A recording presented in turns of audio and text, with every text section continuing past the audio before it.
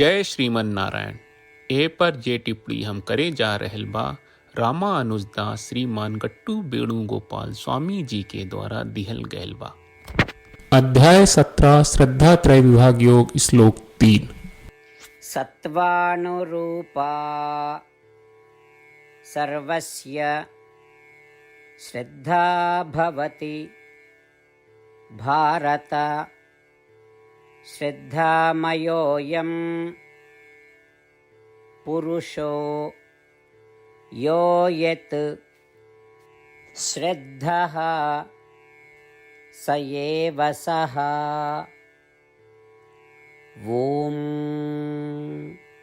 गीताचार श्री कृष्ण परमात्मा अर्जुन समेत हमनी सबके श्रद्धा त्रय विभाग योग सिखा रहल बानी। परमात्मा कह रहल बाड़न, हे अर्जुन, सब व्यक्तियन के आस्था उनकर मन और अंतरात्मा के स्वभाव के हिसाब से होला। एकर मतलब ई बा कि सब मनुष्य में अपना स्वभाव के हिसाब से श्रद्धा और आस्था होला और ऊ लोग के श्रद्धा के रूप ठीक वैसने होला जैसन ऊ होला।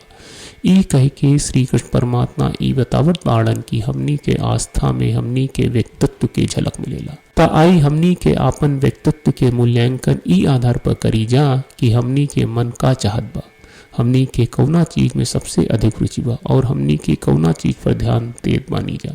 आई हमनी के आपन व्यक्तित्व में सुधार करी जा और आपन जीवन सार्थक बनाई जा। हमनी के श्रीमन नारायण के प्राप्त के आपन जीवन के उद्देश्य बना के खाली श्रीमन नारायण की शरण लेवे के चाहिए और श्री कृष्ण परमात्मा के वचन के श्लोक के रूप में जैसन वा वैसने दोहरावे के कोशिश करी जा। सत्वानुरूपा सर्वस्य श्रद्धा भवति भारत श्रद्धामयोऽयं पुरुषो यो यत् श्रद्धः स एव सः। श्रीमद् भगवत गीता का पूरा सार श्री कृष्ण परमात्मा ने अध्याय 18वें के श्लोक 65 से 70 में 8 काम करे खातिर दिले बाड़े। श्री कृष्ण कहले, हम ओ लोगन से प्रेम करनी जो लोग इन 8 बातन के मान तारे। हम ओ भक्तन के हर तरह से रक्षा करब। श्री कृष्ण परमात्मा के द्वारा बोलल गईल संपूर्ण भगवत गीता सुनला के बाद अर्जुन कहले, करिष्ये वचनम त्वा, जेके मतलब बा कृष्ण मैं उही करब जौन आप कही। यही कारण बा श्री कृष्ण अर्जुन के हर तरह के सफलता आ विजय प्रदान करेले। आई परमात्मा के आपन व्रत देई कि हमनी के ये 8 गौ कर्म के पालन करी जा। ई वचन परमात्मा के देवे से बड़न कौनो पूजा तपस्या यज्ञ नहीं। हम 8 प्रण कहब जौन हमनी के करे के चाहिए। आप सब कृपया इन्हन के आपन दिमाग और दिल में सोची। श्री कृष्ण के आपन वचन देवे के ई तरीका में हमनी सबकी कल्पना करे के चाहिए कि श्री कृष्ण का चेहरा खुशी से चमकत बा और खुशी के एहसास करत बा। जय श्रीमन नारायण। यहाँ हमनी के 8 वादा बा।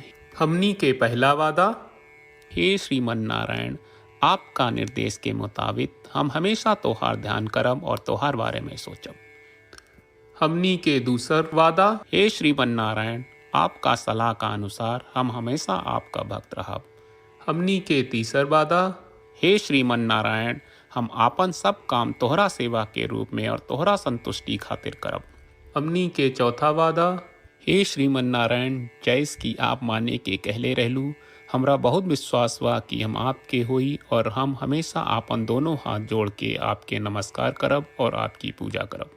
हमनी के 5वां वादा, हे श्रीमन नारायण, हमरा के तोरा बात माम एकम शरणम ब्रज 1866 याद कहले, जहां आप हमरा के आपन का अर्पित करे का कहा। श्रीमन नारायण, मैं हमेशा तोहरे शरण में रहब। हमनी के 6वां वादा, हे श्रीमन नारायण, हमरा के तोहरा बात माँ सुचहा 1866 याद कहले कि आप हमनी के शोक ना करे का आश्वासन दे रहे बड़े। हम अब और शोक ना करब।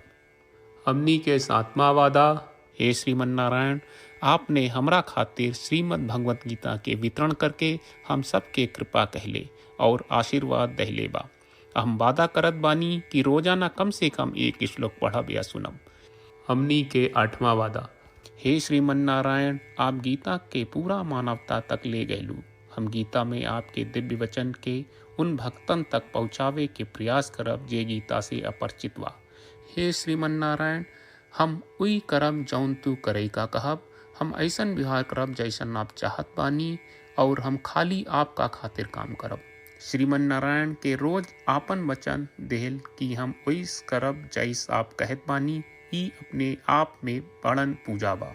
श्रीमन नारायण करशे वचनम त्वा, श्रीमन नारायण हम तोरे निर्देश के मुताबिक काम करब। सर्वम श्री कृष्ण अर्पणम अस्तु। जय श्रीमन नारायण। सत्त्वानुरूपा सर्वस्य श्रद्धा भवति भारत, श्रद्धामयोऽयं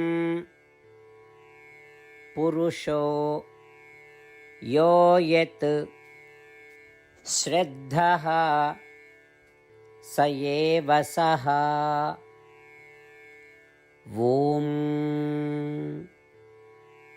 सत्त्वानुरूपा सर्वस्य श्रद्धा भवति भारत, श्रद्धामयोऽयं पुरुषो यो यत् श्रद्धः स एव सः।